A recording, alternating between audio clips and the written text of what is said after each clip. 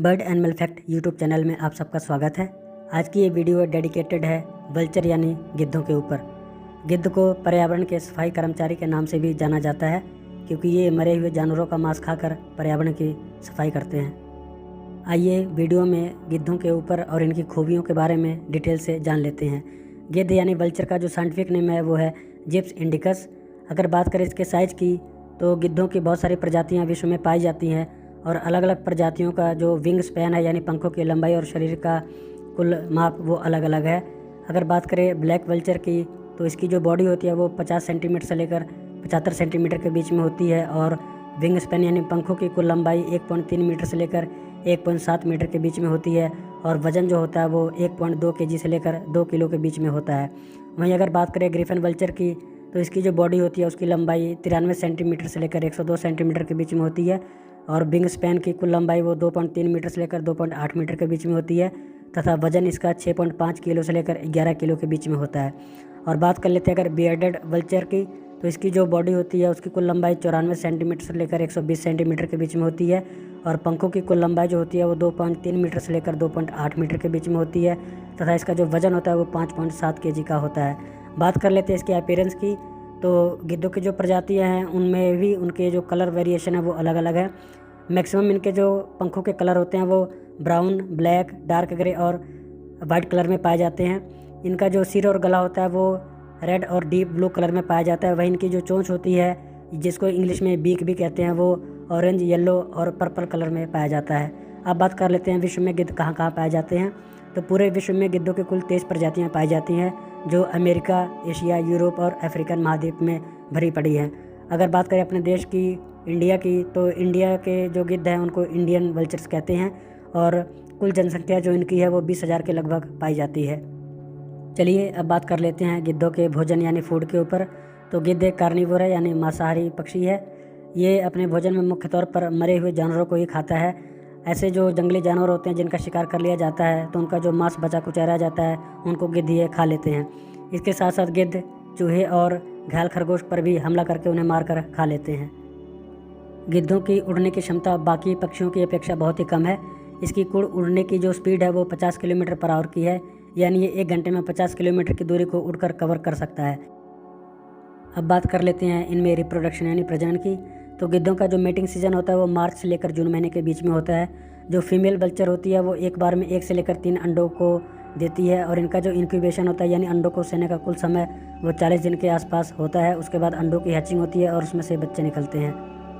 चलिए अब बात कर लेते हैं गिद्धों के नेचर, बिहेवियर और कुछ अन्य रोचक जानकारी के। तो बात कर लेते हैं पहले हैबिटेट के ऊपर कि गिद्धों को किन किन जगहों में रहना पसंद है। गिद्ध जो होते हैं उनको घने जंगलों में और घास के मैदानों में रहना पसंद होता है। अक्सर ये पेड़ों पर आराम करते हुए नज़र आते हैं और जब कोई जानवर इनको मरा दिख जाता है तो उसको खाने के लिए ये ज़मीन पर आ जाते हैं। ये अपना ज़्यादा से ज़्यादा समय अक्सर पेड़ों पर ही व्यतीत करते हैं। फ्रेंड्स, गिद्ध कभी भी शिकार खुद नहीं करते बल्कि ये शिकार किए गए जानवरों का जो मांस बच जाता है उसको ही ये खाते हैं। इनका जो ग्रुप्स होता है उनको भी अलग अलग नाम से जाना जाता है यानी जो उड़ने वाले गिद्धों के ग्रुप हैं उनको कैटल के नाम से जाना जाता है। वहीं जो ज़मीन पर जब ये एक साथ मांस खाते हैं मिलकर तो इनका जो ग्रुप होता है उसको कमेटी के नाम से जाना जाता है। खतरा महसूस होने पर गिद्ध क्या करते हैं, जो ये खाना यानी भोजन ये कर लेते हैं उसको उल्टी करके गिरा देते हैं ताकि इनका वजन हल्का हो जाए और ये आसानी से उड़कर अपनी जान बचा सके। गिद्ध भी बाकी पक्षियों की तरह अपना घोंसला बनाते हैं और ये जंगल में जो ऊंचे ऊंचे पेड़ होते हैं उनकी ऊपर वाले डालियों पर ये बड़ा ही प्यारा सा और घना घोंसला बनाते हैं और उसमें ये अंडे देते हैं। इनकी जो सेंस ऑफ स्मेल है यानी सूंघने की क्षमता और आईसाइट यानी देखने की क्षमता वो बहुत ही ज़्यादा तेज़ होती है। ये अपनी हॉरिजॉन्टल डिस्टेंस में लगभग 4.5 किलोमीटर की दूरी को भी देख सकते हैं। बाकी पक्षी की तरह गिद्ध कभी भी भोजन अपने बच्चों के लिए नहीं लेके जाता। जैसे बाकी पक्षी होते हैं वो अपने भोजन को अपनी चोंच में दबाकर घोंसले में लेके जाके अपने बच्चों को खिलाते हैं, लेकिन गिद्ध कभी ऐसा नहीं करता बल्कि ये मांस को खा के अपने पेट में जमा कर लेता है और जब वापस घोंसले में उड़ के आता है तो उल्टी के द्वारा ये अपना खाया हुआ भोजन निकाल देता है और उसके बच्चे यानी चिक्स फिर उसी को खाते हैं। फ्रेंड्स, एक और चौंकाने वाली बात है कि गिद्ध जो होते हैं वो अपने पेशाब अपने टांगों पर खुद ही कर देते हैं जिससे इनकी बॉडी को ठंडक महसूस हो सके। ऐसा रिसर्चर्स ने खुलासा किया हुआ है। गिद्धों की जो ढेर सारी प्रजातियां हैं उनमें से सबसे ज़्यादा इंटेलिजेंट और शार्प माइंड जिस प्रजाति का होता है उनको ब्लैक वल्चर के नाम से जाना जाता है। अब बात कर लेते हैं गिद्धों के प्रीडेटर्स के बारे में यानी वो कौन से जानवर हैं जो गिद्धों का भी शिकार कर लेते हैं। उनमें से सबसे पहले है हॉक यानी बाज, ईगल यानी गरुड़, जो गिद्धों के जो बच्चे होते हैं जो अभी अभी हवा में उड़ना सीख ही रहे होते हैं, उनका शिकार ये ईगल और हॉक कर लेते हैं। और जब ये अपने घोंसलों में अंडे देते हैं तो सांप आदि रेप्टाइल्स जो होते हैं वो पेड़ों पर चढ़कर इनके अंडों को खा लेते हैं। इसके साथ साथ जंगल में बिग कैट्स यानी जैसे शेर और जैगुआर भी हैं, वो भी गिद्धों का शिकार कर लेते हैं। अगर बात करें इनके कुल लाइफ स्पैन की तो जंगल में जो गिद्ध होता है वो 20 से लेकर 30 वर्ष की आयु को जी लेता है। आखिर में बात कर लेते हैं इनके कंजर्वेशन स्टेटस यानी संरक्षण के ऊपर। तो IUCN यानी international union for conservation of nature ने गिद्धों की कुछ प्रजातियों को इंडेंजर्ड स्पेसीज की कैटेगरी में डाला गया है।